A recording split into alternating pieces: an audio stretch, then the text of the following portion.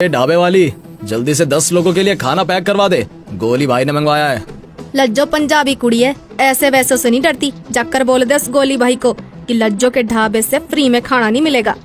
मैं तो कहूँ दिमाग की बत्ती जला भांजी, दे दे खाना।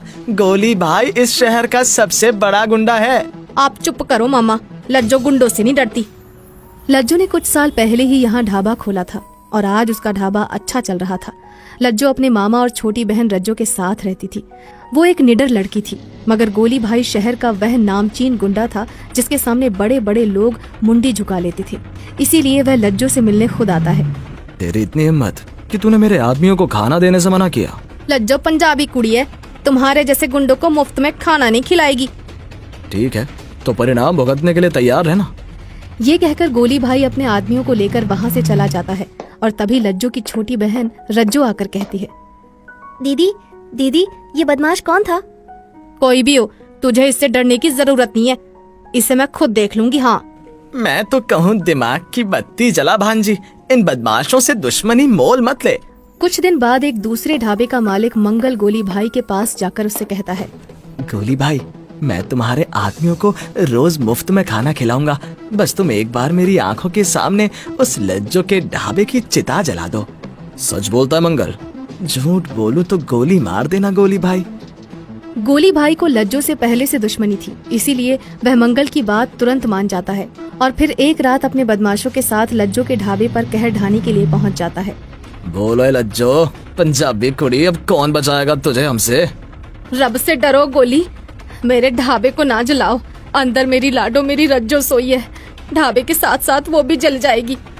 मैं तो कहूँ दिमाग की बत्ती चला गोली भाई, उस बच्ची पर दया कर, उस बेचारी ने तेरा क्या बिगाड़ा है? ढिबरी मामा की बात सुनकर गोली हंसने लगता है। ढाबे के साथ इस लज्जो की बहन जलेगी तभी तो मजा आएगा।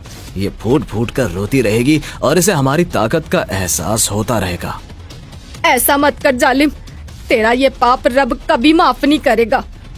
मगर निर्दयी शैतान गोली पर उनकी बातों का कोई असर नहीं होता। उसके आदमी ढाबे में आग लगा देते हैं और कुछ ही पल में ढाबे से आग की ऊंची लपटें उठने लगती हैं। ओ मत जलाओ, मेरी रज्जो को मत जलाओ, मेरे ढाबे को मत जलाओ।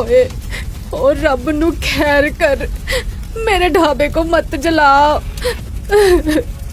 बचाओ दीदी, मुझे बचाओ, मैं आग में जल रही हूँ, कोई मुझे बचाओ दीदी। जालिम, याद रखना एक दिन तुझे भी रज्जो की तरह आग में ही जलना होगा। हाँ रज्जो, रज्जो मेरी बहन रज्जो। ढाबा जलकर राख हो जाता है और ढाबे के साथ साथ रज्जो भी परलोक सिधार जाती है, मगर लज्जो की आंखों में अब आंसुओं की जगह अंगार नजर आने लगते हैं। मैं तो कहूँ दिमाग की बत्ती जला भांजी, अब यहाँ रहने से कुछ नहीं होने वाला। ढाबा जल गया, रज्जो जलकर मर गई और पुलिस को तो देख, उस जालिम को अब तक भी गिरफ्तार नहीं कर पाई। रब पर भरोसा और सीने में दम बनाकर रख मामा, हर जालिम का अंत होता है, इसका भी जरूर होगा। लज्जो अब सब कुछ भूल कर फिर से ढाबा चलाने की कोशिश में लग जाती है, मगर इस बार वह अपने ढाबे के सामने एक खास संदेश लिखवाती है। गोली भाई से डरने वालों का इस ढाबे में आना सख्त मना है। मैं तो कहूँ दिमाग की बत्ती जला भांजी, ये संदेश लिखवा कर तो तू उस बदमाश से और दुश्मनी बढ़ा रही है। अब उसकी दुश्मनी से लज्जो पर कोई फर्क नहीं पड़ता मामा। लज्जो द्वारा गोली भाई को लेकर लिखवाए गए उस संदेश को पढ़कर कुछ दिनों तक तो कोई ग्राहक उसके ढाबे में कदम नहीं रखता, मगर फिर धीरे धीरे कुछ हिम्मत रखने वाले उसके ढाबे में आना शुरू कर देते हैं और फिर एक दिन उसके ढाबे के सामने एक लग्जरी कार आकर रुकती है। उस कार में से एक हट्टे कट्टे बदन वाला मस्त मौला नौजवान योगी बाहर आता है। आपने अपने ढाबे के बाहर जिस गोली भाई की तारीफ में संदेश लिखवा रखा है, वो कोई बहुत बड़ी तोप है क्या देवी जी? जालिम है, निर्दयी सांड है, ऐसा इनामी गुंडा है जिसे गिरफ्तार करने से पुलिस भी डरती है। थू है यहाँ की पुलिस पर। लज्जो के मन में पुलिस के लिए इतनी गहरी नफरत देखकर योगी कहता है, देवी जी, क्या ये योगी पूछ सकता है कि तुम्हें पुलिस से इतनी नफरत क्यों है? योगी की बात सुनकर लज्जो की आंखें भर आती हैं और वह रोते हुए उसे अपनी दुख भरी कहानी सुनाती है। उसकी कहानी सुनकर योगी उसे सांत्वना देते हुए कहता है, खुद को संभालिए देवी जी, और ऊपर वाले पर विश्वास रखिए।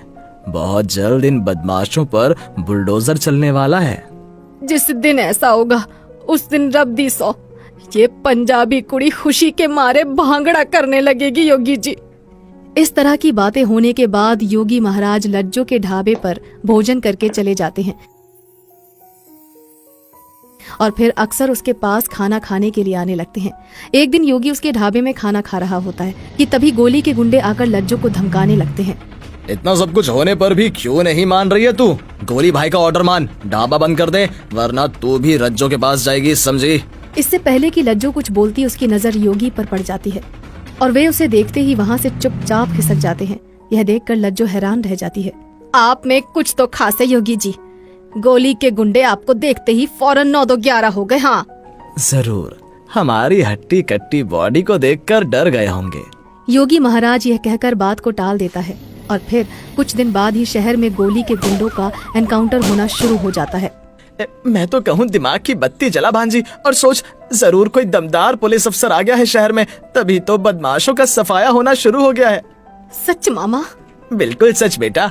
इसके बाद तो रोज ही बदमाशों के मारे जाने की खबरें आने लगती हैं और पत्र पत्रिकाओं में उनके मारे जाने की खबरें छपने लगती हैं। अच्छा हुआ कुत्ता कमीने की मौत मरा, मेरी इज्जत लूटकर घमंड से हंसता था। बदमाशों ने जबरदस्ती मेरी जमीन पर कब्जा कर लिया था। भगवान उस पुलिस वाले को 100 बरस की उम्र दे जिसने इनको मौत के घाट उतारा। इस तरह कई महीने बीत जाते हैं और एक रात डिबरी मामा भागते भागते लज्जो के पास आते हैं। मैं तो कहूँ कि दिमाग की बत्ती जला भांजी, मैंने अभी अभी तेरे दुश्मन को उस मंगल के ढाबे में छिपते देखा है। सच मामा? हाँ हाँ सच, उससे बदला लेने का इससे अच्छा मौका फिर नहीं मिलेगा। लगा दे आग और एक होली में 2 दुश्मन जला डाल। ये सुनते ही लज्जो के सीने में बदले की आग धधक उठती है और फिर देखते ही देखते वही आग गोली और मंगल को जलाने वाली आग में बदल जाती है। बचाओ बचाओ, कोई इस आग से बचाओ, मुझे बचाओ। मर गया शैतान, अब मेरी रज्जो की आत्मा को शांति जरूर मिल जाएगी। तभी वहाँ पुलिस आ पहुँचती है और लज्जो पुलिस अफसर को देखकर भौचक्की रह जाती है। योगी जी, आप पुलिस अफसर? जी देवी जी, मैं एनकाउंटर स्पेशलिस्ट योगी रुपेश कुमार हूँ। मैं गोली गैंग का सफाया करने के लिए शहर में आया था। तभी डिबरी मामा कहता है, मैं तो कहूँ दिमाग की बत्ती जला भांजी, अपना काम हो गया, अब यहाँ से खिसक ले। अब तो आपको पुलिस से कोई शिकायत नहीं है ना देवी जी? अब तो आप अपना बदला ले चुकी हैं। ये सुनकर लज्जो कुछ घबरा जाती है और उसकी घबराहट को देखकर रुपेश कुमार बात को टालते हुए कहता है, घबराइए मत, एक तरह से आपने मेरा ही काम किया है। ये सुनकर लज्जो वहाँ से जाने लगती है, मगर तभी पीछे से उसके कानों में योगी की आवाज आती है, मुझसे शादी करोगी लज्जो? लज्जो पीछे मुड़कर देखती है। आपने कुछ कहा? हाँ, क्या तुम मुझसे शादी करोगी लज्जो? ये सुनकर लज्जो बहुत खुश हो जाती है और खुशी खुशी योगी से शादी कर लेती है। शादी के बाद वो अपने ढाबे का नाम रज्जो ते लज्जो दा ढाबा रख देती है और उसका ढाबा पहले से अच्छा चलने लगता है।